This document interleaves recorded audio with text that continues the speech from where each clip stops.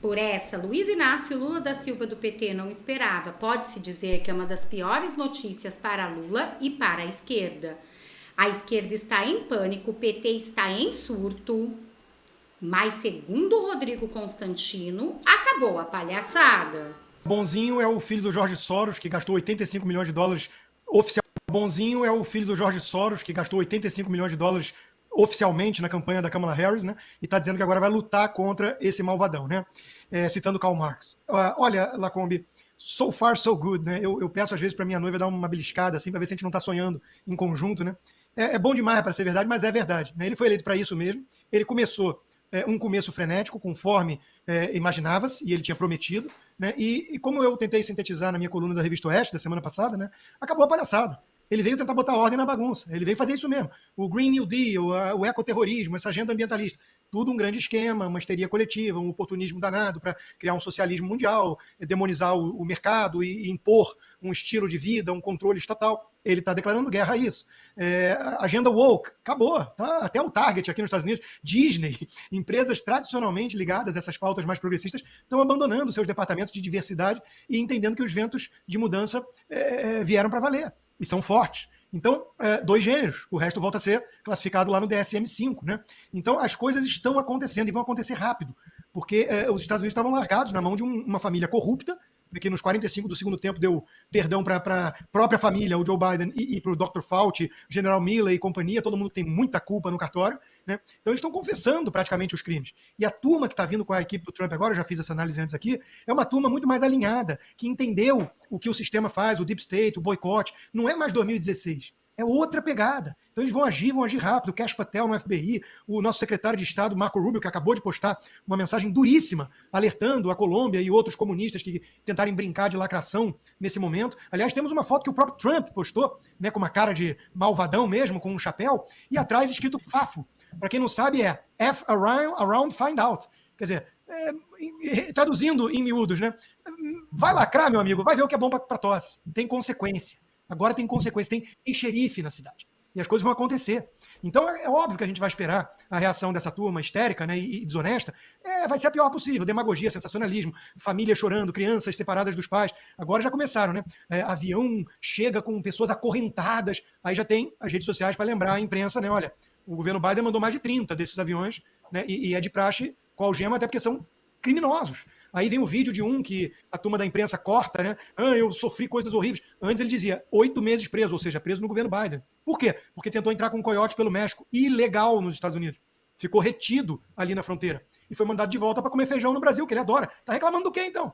O Lula ganhou mais um eleitor. Agora, não venham fazer demagogia barata com isso, porque o império da lei vai ser resgatado. Assim como a biologia com os 2 sexos. Então, as coisas vão acontecer. E vão acontecer rápido. Não quer dizer que vai ser sem bump no caminho, sem reação, sem luta, não vai ser fácil, mas esse pessoal está falando sério. A turma que voltou à Casa Branca, o retorno do Jedi que eles representam, é para mexer para valer no tabuleiro, é para fazer acontecer, é para entregar resultados. Eles estão focados nisso. E se Deus quiser, eles vão entregar muitos e muitos resultados, porque essa é a agenda que o povo não só escolheu, como o povo precisa e deseja. Chega de tanta loucura, de tanta insanidade woke, de tanta agenda socialista, globalista.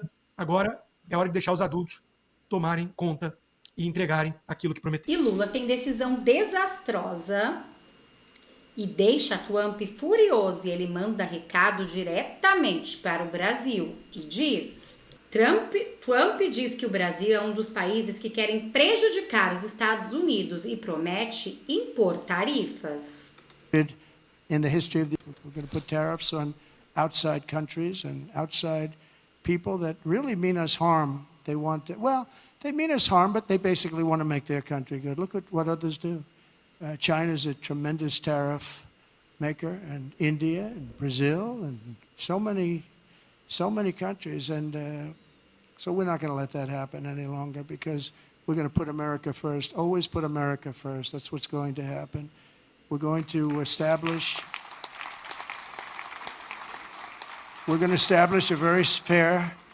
a very fair system where money is going to come into our coffers, and America is going to be very rich again, and it's going to happen very quickly. It's time for the United States to return to the system that made us richer and more powerful than ever before, Do you know the United States in 1870 to 1913, all tariffs, and that was the richest period in the history of the United States, relatively speaking. Mas não é só isso não, ainda tem uma grande surpresa desagradável para a esquerda, porque segundo jornalistas renomados da Oeste, o impeachment está mais próximo do que nunca. Um pedido de impeachment de Lula no Congresso já conta com o apoio de 100 parlamentares. A proposta foi apresentada pelo deputado Rodolfo Nogueira, do PL do Mato Grosso do Sul, e é motivada pela violação das normas de responsabilidade fiscal por meio do programa Pé de Meia. Na semana passada, o Tribunal de Contas da União bloqueou 6 bilhões de reais em recursos destinados ao programa. Nogueira comentou o seguinte sobre essa proposta, aspas, o Executivo tem usurpado as prerrogativas do Legislativo ao efetuar despesas sem o devido controle e transparência, ignorando as deliberações do Congresso. A decisão do TCU reforça que Lula cometeu crime de responsabilidade e tem que ser afastado do cargo. Temos fundamento jurídico, apoio popular e vontade política para que o presidente da Câmara dê andamento ao pedido de impeachment de Lula. Fecha aspas. Adalberto Piotto, muito boa noite, seja bem-vindo. Estamos começando mais uma semana aqui em Oeste Sem Filtro. Para quem está chegando agora, dia 27 de janeiro, alguém que ficou aí porventura de férias, não está muito a par do tal programa Pé de Meia, um programa do governo objetivando alunos de baixa renda, focado em alunos do ensino médio. Em tese, o governo pagaria R$200 por mês a alunos do ensino médio, do primeiro ao terceiro ano, e no final do ano daria, inclusive, mais um aditivo ali de R$1.000. Ocorre que, segundo a legislação, há exigência que um programa como este, como o Pé de Meia, seja incluído na previsão orçamentária e submetido à aprovação do Congresso Nacional.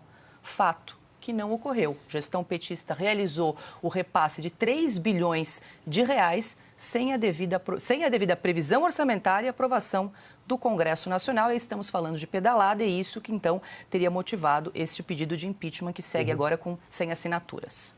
Boa noite, Paula. E esse é o ponto. Novo gasto precisa de previsão orçamentária, precisa explicar de onde sai esse dinheiro. Augusto, boa noite. Boa noite, Silvio, Ana, querida, todos que nos acompanham. Aí tem 3 pontos que precisam ser analisados. Primeiramente, é mais um programa social. E o Bolsa Família, então, não está dando certo, porque se eu estou precisando subsidiar novamente um jovem para que ele não fuja da escola, a lógica do Bolsa Família, e vou lembrar quando ele era chamado ainda de renda mínima lá pelo prefeito Magalhães Teixeira em Campinas, que é onde surgiu esse programa, era justamente garantir a presença da criança na escola, ser bem educada, a família recebia um valor para não ter que fazer essa criança, por exemplo, colocá-la em trabalho infantil. Ela seria educada, uma vez educada, não precisaria disso lá na frente, porque ela teria, por exemplo, condições de concorrer no mercado de trabalho. Não há essa exigência, não há esse acompanhamento, a escola não oferece, o governo não pede nenhuma, digamos, contrapartida. Essa é a contrapartida do cidadão. O que a gente percebe é que o programa social, então, não está funcionando, porque eu tenho que criar um novo programa social agora para jovens. E por aí vai. E não acaba nunca. Esse é o ponto. Depois, as questões técnicas. Sim, precisa de dotação orçamentária e precisa passar pelo Congresso Nacional. Aí vem um quarto elemento, porque aí vem a manifestação do TCU, que é dizendo claramente que há um problema neste programa. Tecnicamente, sim, tem razões, pelo menos para uma investigação num eventual processo de impeachment. Ocorre que o impeachment é um processo político. E o processo político, no entendimento pacificado, o presidente da Câmara precisa aceitar para essa investigação começar. E o detalhe, a aceitação do presidente da Câmara já afasta automaticamente o presidente de plantão. Ou seja, se o presidente da Câmara aceitar o pedido de impeachment, o presidente da República fica afastado para que a investigação ocorra. Pode até voltar lá na frente. Não há clima hoje político para isso, até porque neste momento a Câmara só está preocupada com a sucessão, que vai ocorrer agora, nessa semana que vem, no final dessa semana. Aí você vai ter um novo presidente da Câmara, um novo presidente do Senado. Começa pela Câmara, é quase impossível imaginar. Você precisaria também de apoio popular, aí você precisaria de gente nas ruas. Janeiro e fevereiro não consegue colocar muita gente nas ruas por razões óbvias, né? Nós estamos voltando da virada do ano. Nada disso afasta a pedalada do governo, que tecnicamente está com todas as evidências se encaminhando para isso. Mas nós estamos falando de um crime num julgamento que é político, e aí eu preciso de clima político para o impeachment. O Lula já fez coisas muito piores, se a gente levar em conta a realidade brasileira hoje, e não avançou nada com o Lira. Neste começo do, supostamente, Hugo Mota como presidente da Câmara, talvez não vá ocorrer, não neste início. Enfim, é preciso aguardar o novo comando da Câmara. Ana Paula Henkel, muito boa noite. Seja bem-vinda, Ana. Segundo aqui o autor dessa proposta, esse pedido de impeachment do presidente Lula, o deputado Rodolfo Nogueira, do PL do Mato Grosso do Sul, Ana. Segundo ele, há fundamento jurídico, apoio popular e também vontade política para que esse pedido seja apreciado pelo presidente da Câmara. Agora, como bem lembrou, pegando aqui uma carona no fecho aqui do comentário do Piotto, no próximo sábado, dia 1º de fevereiro, haverá eleição da Câmara. A gente precisa aguardar, então, a nova eleição, quem será o novo comandante aí da Câmara, para ver se, claro, esse pedido vai avançar ou não. Mas eu quero te ouvir sobre esses 3 requisitos aqui que disse o deputado. Ana, boa noite. Boa noite, Paula. Boa noite, Piotto, Silvio, meu mestre Augusto, e muito boa noite à nossa audiência maravilhosa, iniciando a semana com a gente. Paula, eu acho que, como o Piotto disse, né, temos que acompanhar esse cenário político. A economia não vai muito bem, né? Muitos falam da própria eleição aqui de Donald Trump, caso da imigração, dos transgêneros no esporte, isso, aquilo. Acho que tudo isso colaborou para a eleição e a vitória avassaladora do Donald Trump em novembro. Mas fato que o principal ponto dessa vitória foi a economia americana, que ainda está, né, em frangalhos, e o americano, o cidadão americano, perdeu o poder de compra, de colocar o alimento na mesa, que é exatamente o que está acontecendo no Brasil hoje. Né? Um ex-assessor do Bill Clinton, uma frase famosa que ele disse ainda na eleição, né, lá atrás, nos anos 90, disse: é a economia estúpido, e é isso mesmo. A economia do Brasil hoje está em frangalhos. O governo vive tentando corrigir as coisas que ele comete de uma maneira completamente caótica, desastrosa. Eles não conversam, né, entre eles. Agora, ontem, no 4x4, nós tivemos como um dos convidados, além da deputada Bia Kicis, nós tivemos o deputado Marcel Van Hatten, e ele disse que ia oficializar a candidatura dele à presidência da Câmara hoje. Eu confesso que não chequei as notícias para ver se isso já aconteceu. Mas isso seria uma boa notícia para o Brasil, se nós tivéssemos, de fato, um presidente da Câmara comprometido com as pautas importantes para a nação, para o crescimento da nação, e não aquela politicagem, né, que nós temos visto nos últimos anos, tanto no Senado quanto na Câmara. Então, se Lula cometeu crime de responsabilidade, eu acho que, né, o mínimo é que nós temos que forçar a investigação, forçar o debate e não simplesmente fingir que nada está acontecendo. É preciso começar a colocar transparência no caminho do Brasil. Se Lula cometeu esse crime de responsabilidade, que ele pague, mas principalmente que nossas casas, representantes do povo, a Câmara e o Senado, que nós comecemos a fazer pressão para que seus presidentes sejam, de fato, pessoas comprometidas com o projeto Brasil e não projetos partidários.